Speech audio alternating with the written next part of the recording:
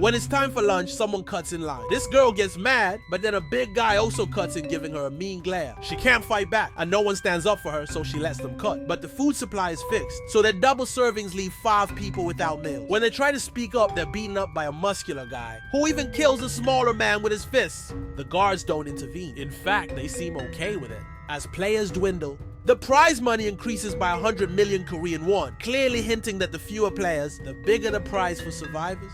Originally 456, now only 201 players remain. The dead are placed in coffins, sometimes even before they're fully dead. Some survivors won out, begging to go home. But the sight of the prize, a massive 45.6 billion Korean won, leaves the debt-ridden players speechless. The organizers say quitting means going home empty-handed, but finishing all 6 games means sharing the jackpot. Yet 101 players choose to quit due to the deadly stakes, ending the game for now. However, back in the real world, they're buried in debt again, making life unbearable. Eventually, they all decide to re-enter the game.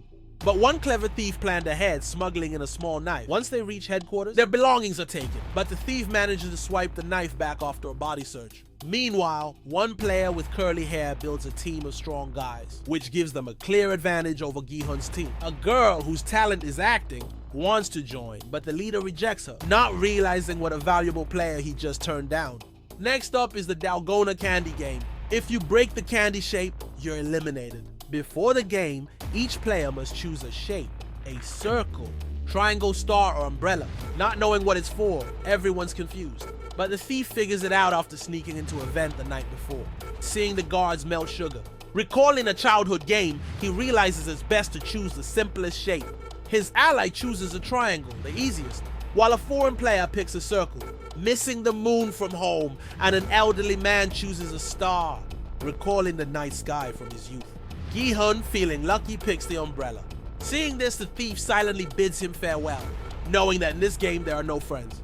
As the rules are announced, Gi-hun nearly cries, but he gets to work, knowing he'll be killed if he doesn't finish on time. Those with the star shape struggle, while one clever player uses a hidden lighter to heat her needle, making it easier to cut. Inspired, others try and someone finishes quickly. Gi-hun, running out of time, realizes he can soften the candy by licking it.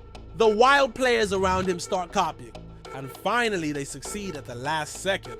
Those who don't finish, however, are mercilessly eliminated, with the game area stained red. In a twist, a strong player kidnaps a guard and demands he remove his mask, only to see a young boy about his son's age. Feeling ashamed, the player takes his own life. The boy guard, having revealed his face, is also killed. The fewer players remaining, the higher the prize, making everyone want to join the curly-haired guy's strong team. When another player tries to join, they're quickly turned away, realizing that only winning keeps you alive. On another front, the actress character takes drastic steps to secure her place. When the lights go out, a brutal fight erupts, with the strong players going on a rampage, showing survival of the fittest at its harshest. After both sides tire out, the guards finally intervene, ensuring enough players remain for the next round. After counting the dead, players are told to form teams of 10 for the next game, which turns out to be tug-of-war.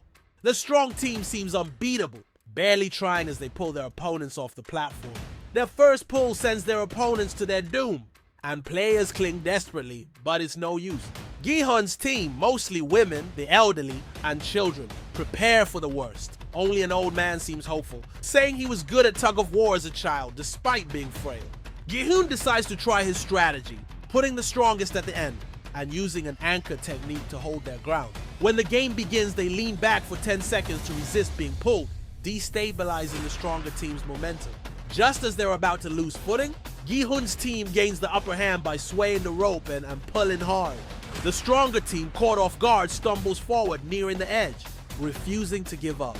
The leader of the strong team regains composure and tries pulling back.